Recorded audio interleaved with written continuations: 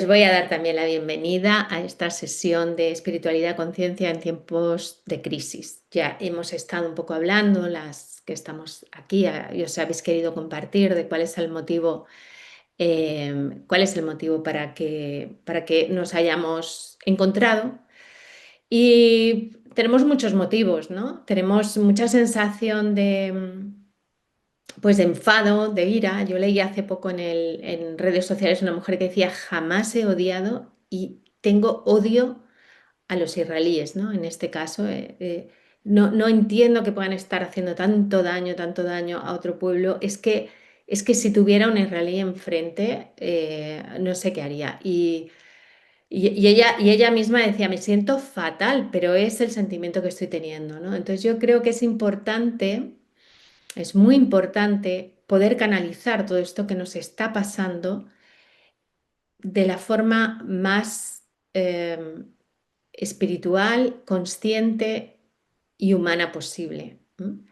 Voy a decir una cosa, le comentaba a Rosa, nos estamos traumatizando todos y todas, es decir, el planeta, porque ver un genocidio, ver barbaridades, el trauma no es solamente una cosa que te pasa a ti. Esto no sé si lo sabéis, hay por aquí personas que están o que son estudiosas del trauma, yo he estudiado mucho el trauma.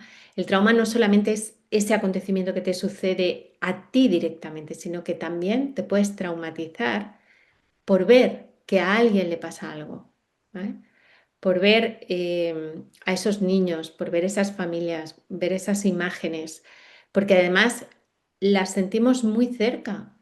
No es, yo tengo la impresión de que cuando antes había una tele, las cosas que pasaban en el otro punta del mundo era algo con el que yo podía tener una cierta distancia, pero es que ahora lo que sucede en mi móvil y puedo hablar con las personas a las que le está pasando esto. Y hay una conexión mucho que me alegra en el fondo porque, porque podemos establecer conexiones con gente que está muy lejos y sentirnos más cerca, pero trae ese riesgo de alguna manera traumatizarnos, ¿no? También por ver a otros seres humanos pasándolo mal. Y en este momento se está produciendo un genocidio tremendo. Hablan ya de más de 600.000 asesinados, fallecidos. No son las cifras que están dando en un principio. Los estudiosos están aportando otras. Y es demoledor verlo en primera persona, ¿no? Bueno, yo quiero hablar de lo que ha pasado en la espiritualidad desde que yo empecé. Yo empecé muy pronto. Bueno, yo empecé muy pronto, yo empecé a hacer karate con 7 años y el final de cada clase, iba 3 veces a la semana, el final, los últimos 10 minutos de cada clase, estaba dedicada a meditar. Entonces nos ponían de rodillas con las manos, no sé si habéis meditado alguna vez así, es una pose de meditación muy típica de las artes marciales, de rodillas en el suelo, con las manos apoyadas en la cabeza y la frente. Es parecido al rezo musulmán, ¿no? Poniendo la cabeza por debajo del corazón, ¿no? Entonces, entre los 7 y los 15 años, 3 veces por semana que iba a clase de karate, meditaba 10 minutos ahí. Y esa manera de meditar siempre se quedó conmigo, siempre fue como un espacio de recogimiento para mí y de poder conectar conmigo misma, ¿no? Entonces yo he meditado desde muy pequeña, aunque no nos decían que era meditación, pero era meditación. Y luego a partir de los 22, 23 años empecé con el yoga, empecé con la meditación y a hacer como este camino espiritual y esta búsqueda. Y he visto lo que ha pasado, porque yo tengo 52 ahora, he visto lo que ha pasado en estos 30 años en la espiritualidad. Mirad, cuando yo empecé a encontrarme con gente que también estaba en el camino espiritual y con doctrinas, había como una cierta resistencia al dinero, a lo material. No sé si las que estáis aquí, que también seguro que hay personas que tienen largo recorrido en esto, os encontrabais con esta situación, ¿no? Que parecía como que había que pedir perdón por tener un trabajo con un sueldo, un dinero o no, o estar viviendo en una cierta comodidad material, ¿no? Y durante durante mucho tiempo, yo creo que durante bastante, había como una cierta vergüencilla entre quien era espiritual y, bueno, estaba como en paz, digamos, con el mundo material, ¿no? Había como una sensación de que había que renunciar. Seguramente tenía que ver con el catolicismo, con el cristianismo en nuestra cultura, y había como una cierta, bueno, sí, sensación de que la riqueza y la espiritualidad no podían ir de la mano. Y todo esto ha cambiado. He sido testigo de cómo ha ido cambiando esto a raíz de un libro que seguramente que muchas de vosotras habéis leído, que se llama El secreto, de Rhonda Byron, que es un libro que se publicó en el año 2007, justo antes de la crisis económica, la gran crisis mundial de 2008 al 2012. No sé si habéis leído el libro, pero a partir de ahí cambia. Cambia la relación que la gente espiritual tiene con lo material y se vuelve muchísimo, es más parecido a lo que se tiene en el mundo anglosajón, ¿no? A través del protestantismo, que tenía una visión muy diferente de lo material, donde incluso tener dinero es visto como una bendición divina, o es algo a lo que aspirar, o es una señal de que eres muy espiritual y entonces es que te va bien. Y si no te va bien económicamente, es que no eres suficientemente espiritual o tu energía no vibra alto o tienes bloqueos o qué sé yo, ¿no? Entonces, ha sido alucinante verlo y ver la proyección de esa espiritualidad en Bali, ¿no? De cómo se muestran los gurús, mm,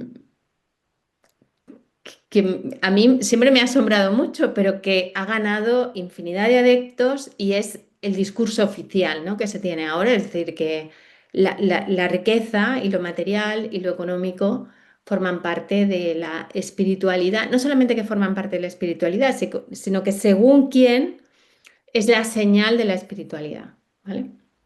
Entonces, dicho esto, diré que en un momento yo entiendo que si alguien dijera, yo tengo, por ejemplo, 35 años y no he conseguido jamás en un entorno socioeconómico adecuado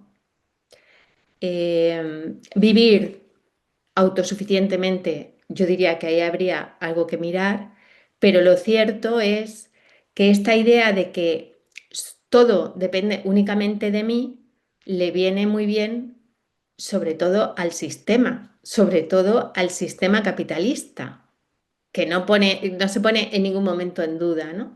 O sea, partimos de la idea de que cualquier persona tiene las mismas condiciones para desarrollarse y para prosperar en la vida en cualquier lugar del mundo, bajo cualquier circunstancia, y esto no es cierto.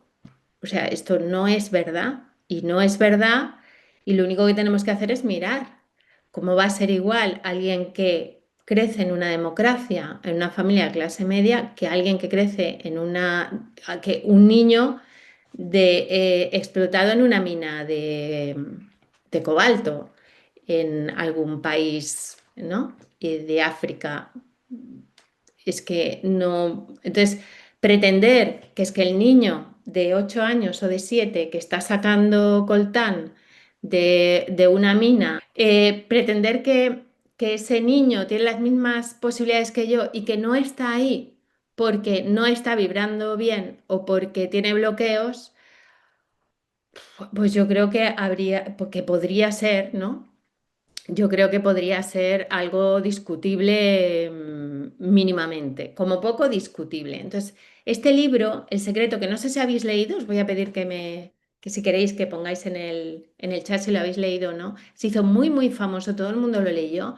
Habla sobre materialización y visualización, que es una cosa, bueno, muy antigua, tampoco es que estuviera descubriendo la pólvora, esto ya se sabía, de hecho es una compilación de textos anteriores, antiguos, pero de repente todo parece que pasaba por manifestar y manifestar y manifestar, ¿no? Y tener y tener y tener, y en el mundo material, porque sobre todo se trataba de manifestar en lo material. Dice Mariana que no lo leyó. Bueno, pues no pasa nada, Mariana, porque creo sinceramente que no aportó nada nuevo. Pero si lo veis, es por donde va el mundo de la espiritualidad hoy en día, ¿vale?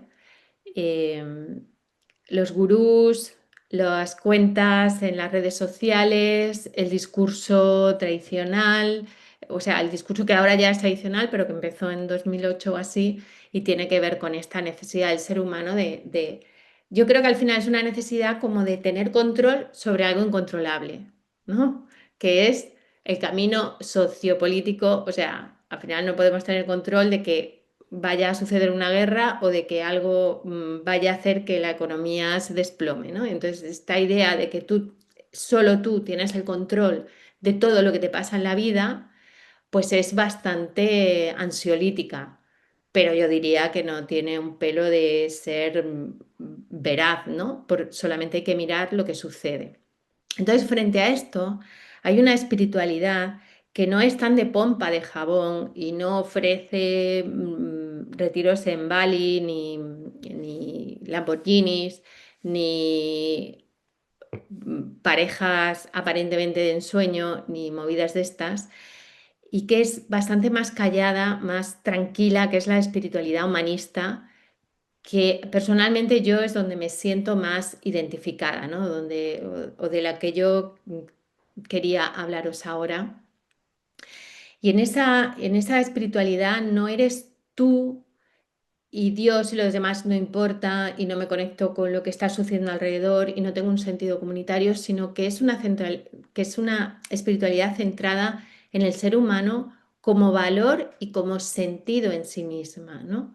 Es decir, la dignidad, la libertad, la capacidad ética y el potencial de crecimiento se ponen en el centro de la experiencia espiritual. No se somete a divinidades que vienen de fuera, absolutas, ni autoridades, ¿no?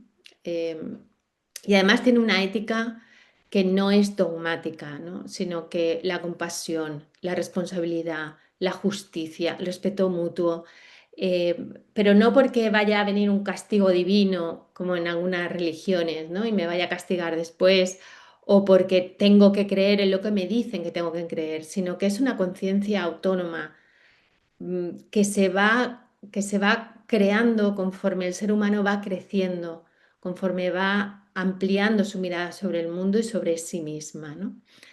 Es una experiencia interior, no es una creencia. En la espiritualidad humanista, em, una vez más, no se trata de creer en dogmas, sino de vivir una relación directa con lo profundo que hay en uno mismo o en una misma con el misterio de la vida y con lo sagrado entendido como lo valioso, ¿no? Lo digno, lo interconectado, esa sensación cuando estás en la naturaleza de que todo está interconectado con todo y también una está interconectada con el mundo y por supuesto con los demás y por supuesto no solamente con las cosas que nos gustan de los demás, sino también con el dolor ajeno, ¿no?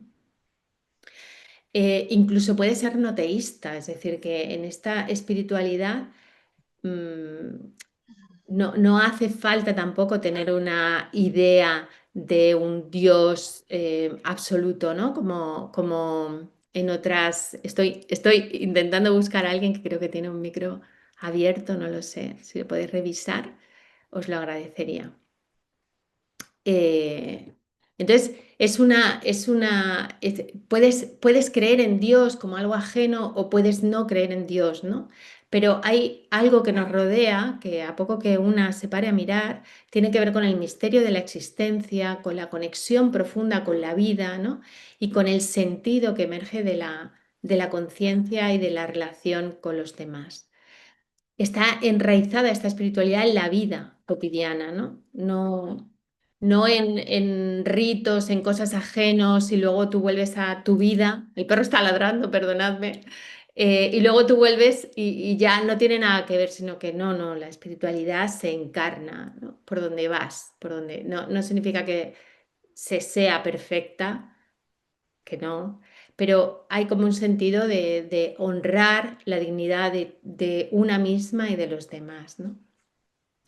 Y hay un compromiso también de un crecimiento humano integral, ¿no? Que la autorrealización no como egoísmo, sino como una expansión de la conciencia que es para todas. Es que se nos ha olvidado, pero cuando los maestros y las maestras espirituales se iluminan para la humanidad. Hacen voto de entregar la iluminación a las demás personas, a las demás conciencias. No lo hacen para tener un barco, un yate o para visualizar y conseguir cosas a través de la visualización. Lo hacen como una apertura de conciencia que permita al resto de los seres humanos crecer también, ¿no? En conciencia. Y luego hay algo que también me parece importante y es que en esta espiritualidad humanista no se está contra la ciencia o la razón, sino que se integran, ¿no? Es decir, no solamente se ve el mundo como algo materialista que se pueda pesar y medir, sino como un misterio en sí que merece la pena conocer y estudiar y valorar a través de todos los medios que tanto la ciencia como la espiritualidad tienen, ¿no? Y nos ofrecen. Entonces voy a leer algunas de las cuestiones que estáis dejando. Eh, Dice Ana, lo leí cuando se publicó y me pareció muy simple el planteamiento. Dice Diana, si somos más poderosos de lo que creemos, el detalle es que hay que organizarse y actuar colectivamente. Totalmente de acuerdo en esto y ahora os contaré más. Y dice Mariana, es increíble que muchos cursos de coaching económico utilizan el mismo lenguaje que estos gurús, cruzan lenguaje de espiritualidad y dinero y creo que viene todo de ahí ahora que lo mencionas. Sí, yo creo que hay como mucha presión en eso y entonces, ¿qué es lo que pasa también? Que los valores del ser humano se van perdiendo, porque si todos los seres humanos del planeta ponemos el dinero o lo material en el número uno o en los tres primeros valores de nuestra escala de valores, no pueden pasar cosas. Es decir, si cuando tenemos una escala de valores, yo no sé si alguna de vosotras habéis trabajado conmigo en alguno de los cursos antes, pero suelo hacer un trabajo de descubrir cuáles son los valores que nos guían en la vida, ¿no? Em, y esos valores son la brújula, ¿vale? Cuando tú vas en contra de uno de esos valores principales, te sientes muy mal, ¿eh? Sabes que es un valor importante porque cuando alguien lo incumple o lo pisa o sientes que está siendo atacado, tú te sientes muy mal. A lo mejor la persona de al lado no tiene ese valor. Voy a poner un ejemplo, ¿eh? Imagínate que uno de mis valores principales es la familia, ¿no? Entonces, si alguien ataca a mi familia, yo me voy a sentir muy mal. A lo mejor la persona que tengo al lado, la familia está en el número 20 de su escala de valores y entonces lo lleva de otra manera y lo vive de otra manera y lo gestiona de otra manera, ¿no? El mismo hecho. Entonces sabemos cuáles son nuestros valores porque sabemos qué es lo que nos mueve en la vida.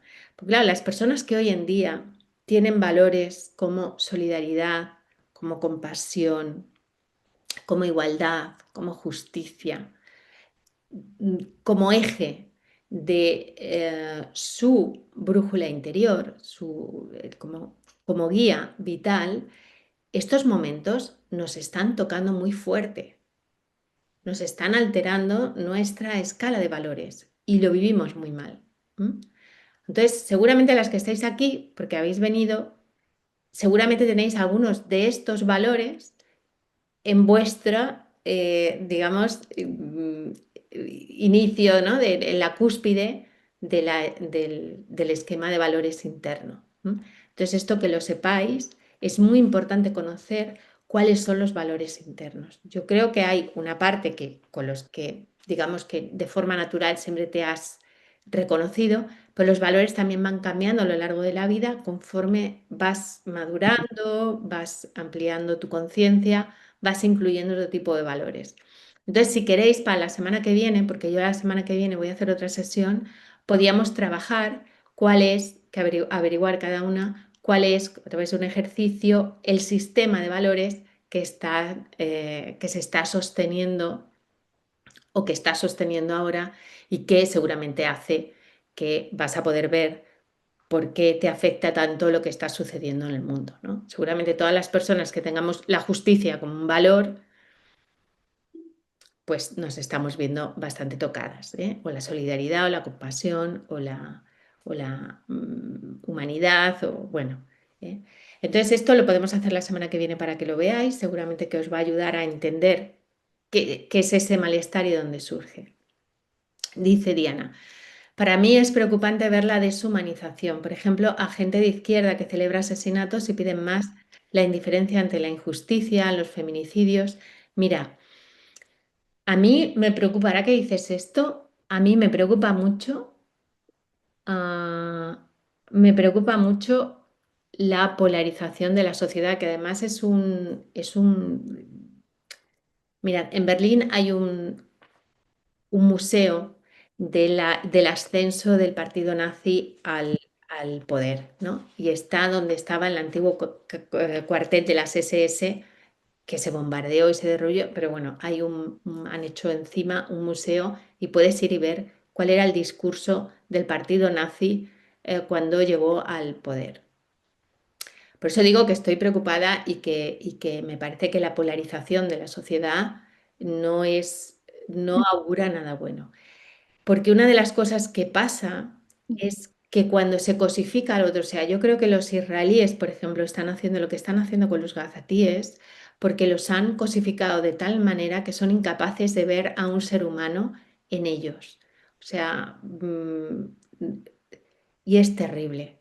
Y es terrible cómo ese tipo de procesos se ha dado ya en la historia y cómo el discurso empieza a calar también, por ejemplo, con los migrantes, como decía la compañera, ¿no? En Estados Unidos, el- cómo los están deportando sin ningún tipo de derecho, sin ninguna garantía. El derecho internacional no existe en este momento, también ha colapsado todo el sistema de creencias y de valores que se construyó después de la Segunda Guerra Mundial para que no se repitiera algo igual. Pues que sepáis que en este momento está colapsado y no existe, estamos viviendo en un planeta donde no existe el derecho internacional y a mí me preocupa mucho esa mujer que decía, es que odio a los israelíes, porque pensaba, pues odio con odio es más odio para todos. Y yo tengo que decir que sin llegar a pensar los odio y tal, sí que a Netanyahu, sinceramente, no le deseo que cumpla 100 años. Y es una sensación horrible también, ¿no? Pensar algo así de alguien. Eh, entonces hay que estar muy en el centro y saber muy bien quién es una, porque a esta mujer que decía odio a los israelíes, seguramente, y se sentía fatal, seguramente esa emoción está también afectando a sus propios valores. Entonces, a mí lo que me parece fundamental aquí es poder estar enraizada en quien una es y desde ahí, sin dejarnos llevar por el extremismo, por la cosificación de los otros, por los discursos de odio, por la politización, me parece horroroso lo que está pasando. O sea, un genocidio es un genocidio y el dolor ajeno y un bebé asesinado es un bebé asesinado. Me da igual izquierda, derecha, arriba, abajo, me da igual todo. O sea, yo creo que lo importante aquí ahora es que las personas de conciencia podamos estar enraizadas en el interior, en quien una es, la conciencia que representa, para poder desde ahí tomar decisiones y actuar sin generar más violencia, sin generar más tensión, ni más miedo, ni más dolor, ni más sufrimiento al mundo, porque ya el mundo tiene sufrimiento, dolor y miedo para 17 vueltas al sol. Entonces, la idea es cómo hacer para, cumpliendo cada una su sistema de valores, poder canalizar esas emociones que a veces vienen o esos pensamientos y, y darle una vuelta constructiva, ¿no? Yo creo, y ahora os lo voy a decir así porque, bueno, estamos en pequeña comunidad y os lo puedo decir, yo creo que ayudar a gente de Gaza a mí me permite no tener una úlcera en este momento. Sí.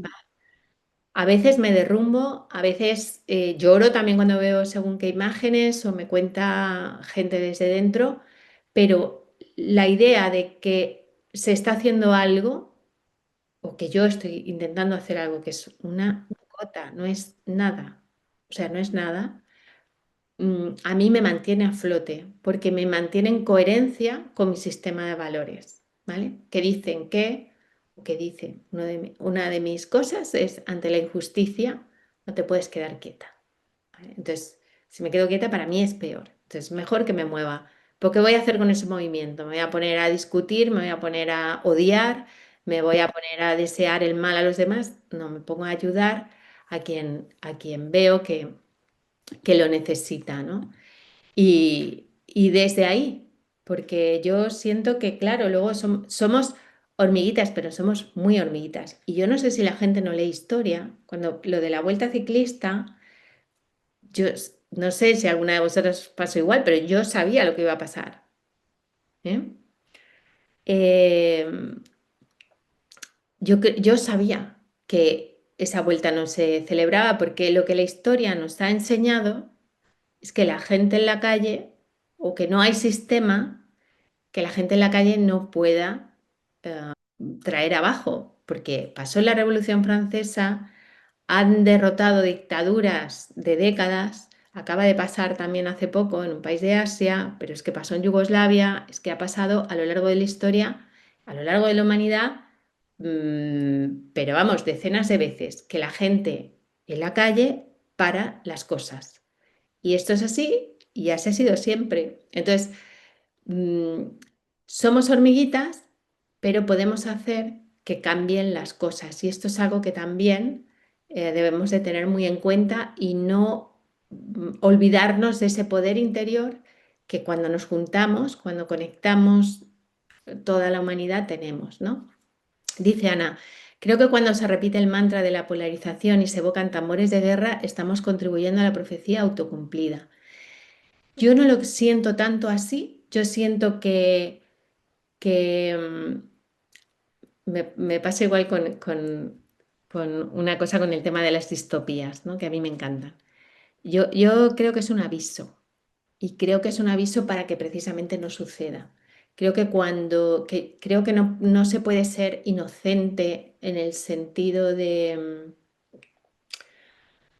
no poner palabras a lo que está sucediendo. Creo que cuando no se nombra, se permiten más tropelías que cuando se lleva la claridad del lenguaje para señalar lo que está sucediendo. ¿Mm? Y bueno, es mi opinión, ¿eh? Para mí es importante nombrar lo que pasa y avisar de lo que es posible que pase. Y creo que eso creo que es peor cuando de repente nadie ha señalado nada y no se ve venir, ¿no? Y de repente dices, ostras, ¿qué es esto? ¿No? Hay una conciencia ahí que nombra y hay una conciencia que ve y hay una conciencia que señala, cuidado con esto porque puede suceder. Bueno, este es mi punto de vista. Dice Nuria, sí, para mí es preocupante que defender lo humano y la vida se politice. Planteé en mi colegio que debíamos dar luz a este tema y me dijeron que mejor no crear conflicto político. La vida y la humanidad debe estar por encima de cualquier ideología. Es urgente reconectar con nuestra propia naturaleza humana. Sí, esto es lo que a mí me está dando mucha pena y me preocupa también, ¿no? La idea de que si te duele Palestina, entonces de repente es que eres de izquierdas y si no, y si eres de derechas, eres pro-israelí. Yo estas historias, sinceramente, es que no las entiendo. No entiendo también el juego político, esto es verdad, o si lo entiendo, prefiero no entenderlo, pero creo que no tienen que ver para nada con la realidad. Yo creo que Gaza y los bebés y los seres humanos y la manera en que se está produciendo esto nos duelen a los seres humanos por encima, da igual a quién se vote ni qué ideología luego una quiera sostener en la vida. O sea, creo que esto está por encima de todo, ¿no? Y cuando empiezan los políticos a hacer estos juegos, yo creo que no, yo creo que deberíamos de señalarlo también para poder superarlo, porque no sé, creo que es un mal juego, ¿eh? Dice Iciar, también se está destapando muchas injusticias gracias a las personas que hacemos algo para ayudar a los gazatíes. ¿Habéis visto la peli de Israelim? No, no la he visto. El otro día vi una que me gustó mucho que se llama The Time That Remaining, que es de un director palestino contando la historia desde el 47 de su familia, ¿no? Hasta la actualidad. Una familia que fue expulsada de Cisjordania y que luego se quedó, no, hay una familia que se va, pero otra se queda a vivir en el Israel, siendo palestino, y cuenta cómo era su infancia. Y creo que hay que escucharles a ellos también. Creo que es bonito, hay una parte de empezar a tener una curiosidad por saber qué nos cuentan, ¿no? Porque hemos sabido una historia, pero es un documental, dice. Bueno, la película es ficción, pero es autoficción, quiere decir que el director cuenta su historia, la que estoy contando, pero sí que es importante empezar a escucharles a ellos también lo que tienen que decir, porque es una parte de la conciencia que si no está, igual que cuando yo trabajo con las mujeres y digo, ahora hace falta que la voz de las mujeres se escuche, porque durante mucho tiempo ha estado silenciada, ¿no? Y se ha hecho porque no se escuche y ahora es importante que digamos y que nombremos y que señalemos lo que hay, pues pasa también igual con todos los pueblos de la tierra, todos los pueblos de la tierra que han sido sometidos por el colonialismo. Esto es una emergencia de conciencia. No es política, porque todo es política, pero es una emergencia de la conciencia del ser humano. Que todos los pueblos de la tierra que han sido sometidos por el colonialismo cuenten, levanten la voz y los demás escuchemos, ¿no? Esto es emergencia de conciencia, no tiene que ver con la política, ¿eh? O sea, tiene mucho que ver con la política, pero no, quiero decir, toca esto. Igual que yo llevo trabajando con las mujeres décadas ya, muchísimo tiempo, pues 20 años, casi 20, pues, y tocaba que las mujeres empezaran, y no tiene nada que ver la situación de la mujer hoy en día con la que hace 20 años teníamos, y ahora toca que los pueblos oprimidos del mundo se manifiesten y se expresen. Y así es como la conciencia se expande y como ganamos todas y todos conocimiento, sensibilidad y cuidado, ¿no? Unos a otros. Luego, en fin, luego hay gente que no quiere y siempre cuando se produce una emergencia de conciencia, siempre hay resistencia, ¿eh? Con las mujeres también, y sigue pasando, y con los pueblos también va a haber gente que no quiere que se cuente lo que hay a través del colonialismo y cómo se han hecho las cosas, que han sido, bueno, cosas muy graves. Dice, sí, está muy bien ver qué les han contado a los jóvenes y niños en Israel. Claro, claro, es un adoctrinamiento tremendo, ¿eh? Toca hacer cosas, a mí hablar desde la rabia me jode el hígado, en cambio ayudar me conecta con gente que me da paz y esperanza. Sí, esto que dices, Iciar, a mí me gusta mucho porque de repente he conocido, de repente mi Insta, o sea, yo grabé un vídeo así contando cosas como esta, porque de repente, pues para la salud de mi hígado también, y bueno, lo vio mucha gente y de repente se me llenó el Instagram de gente maravillosa, de activistas, de gente humana, de gente con corazón, de gente en su casa que ni siquiera son activistas ni nada, pero de ahí, o sea, una gente tan maravillosa. La asociación que estamos haciendo a raíz de ayudar a la familia de RIM también, ¿no? Conociendo gente de todos sitios, que es algo maravilloso que nos va conectando a unas con otras, ¿no?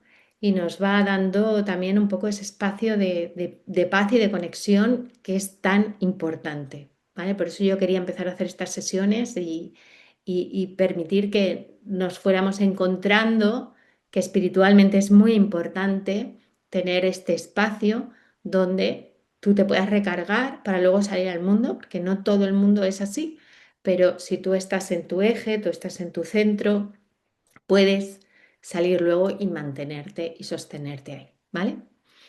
Bueno, dice Iciar, se generan mogollón de sinergias, yo animo a todas, sí. yo también os animo a todas a ayudar, a hacer, a colaborar, a conocer, a contactar, a escribir por privado en Instagram, a quien te interese, a alguien que esté en la flotilla, ¿vale? Es maravilloso. Dice, Iciar, me ha recordado, tomé un curso llamado Escribir desde la rabia de Liliana Papalot y fue tan liberador que analicé rabia de años y le di rienda suelta. Voy a volver a hacer eso. Estupendo. Bueno, ahora que dices, Joana, lo de escribir, también quiero que escribamos, ¿eh? También quiero que escribamos, pero la semana que viene que vamos a hacer, si queréis, la sesión de valores y ya le podemos empezar a dar un poco de espacio también a la escritura y os iré contando más. Entonces, si os parece, no sé si hay alguna pregunta sobre lo que he compartido o si no, los últimos 10 minutos me gustaría dedicarlos a meditar, sencillamente, ¿vale? A hacer una meditación que nos permita mantenernos en un eje muy conectados, muy conectadas con quienes somos. Si tenéis una pregunta la podéis hacer ahora y mientras tanto eh, vamos a ir colocándonos de forma cómoda. Yo estoy en una silla, a mí me gusta meditar en el suelo o tumbada. Yo aprendí a meditar tumbada cuando tuve mi primera hija hace 20 años. Yo meditaba un montón, pero meditaba en posición de loto, así como muy tal. Y claro, con la niña, con el bebé, no había manera de sacar la hora para meditar. Y entonces aprendí a meditar en la cama con la chiquilla dormida aquí al lado, que si me levantaba se despertaba, entonces me aprendí así. De cualquier manera podéis meditar, tumbadas o sentadas. Lo único, estad cómodas. Si tenéis problemas para estar sentadas en el suelo mucho rato, pues que no sea la resistencia al dolor la meditación, sentados en una silla con la espalda recta y ya está, ¿vale? Es lo único que vamos a hacer ahora. Y la meditación, si habéis estado meditando conmigo, ya sabéis que vamos a hacer una meditación ahora muy fácil. Bueno, no es fácil, no es nada fácil, pero es sencilla, que no es lo mismo. Entonces, está basada en el mindfulness y se trata solamente de respirar, como si fuera poco, llevando la atención a la respiración.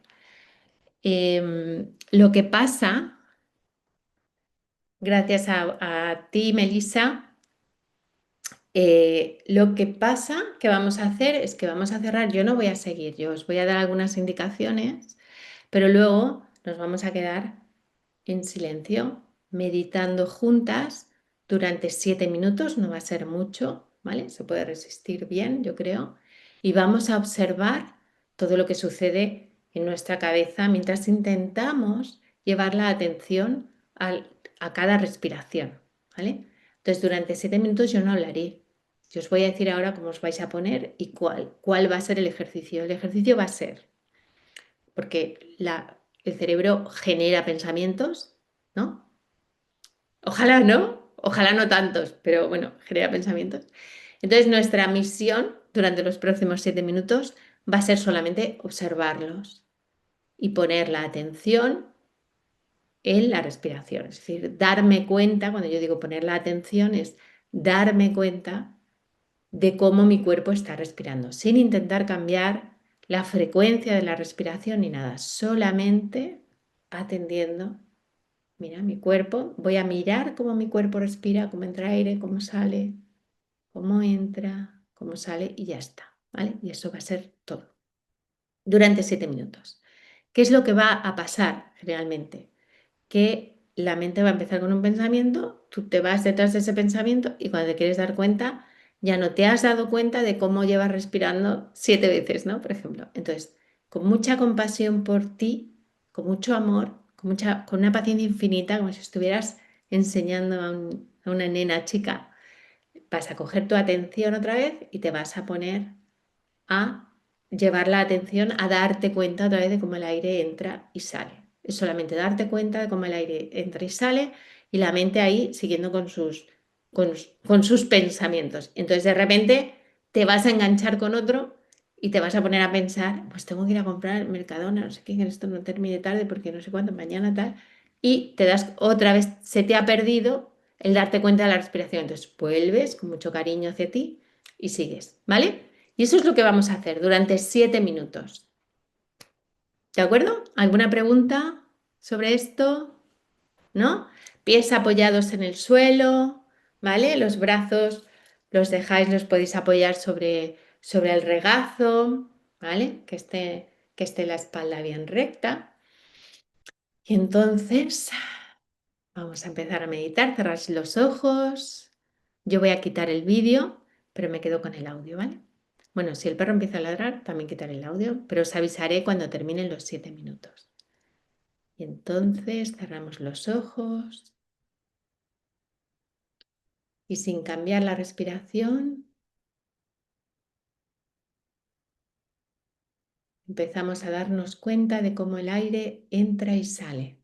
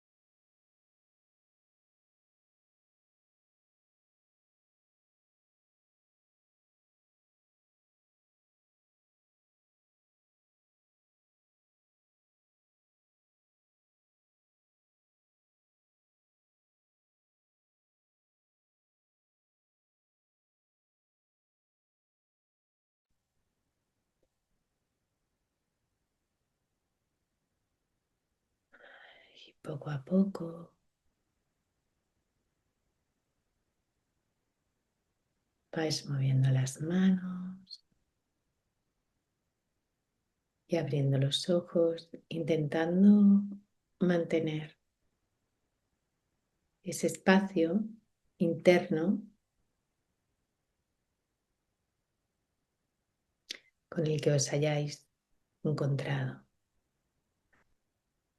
Se trata de abrir los ojos y estar aquí, estar en el espacio que ocupéis, con las personas con las que estéis y a la vez poder seguir manteniendo esa conexión interna, ese espacio de lucidez, de parar, la mente de mono, le llaman, esa red neuronal por defecto, que si no aprendemos a dirigir la atención, es la que nos lleva por la vida, ¿vale?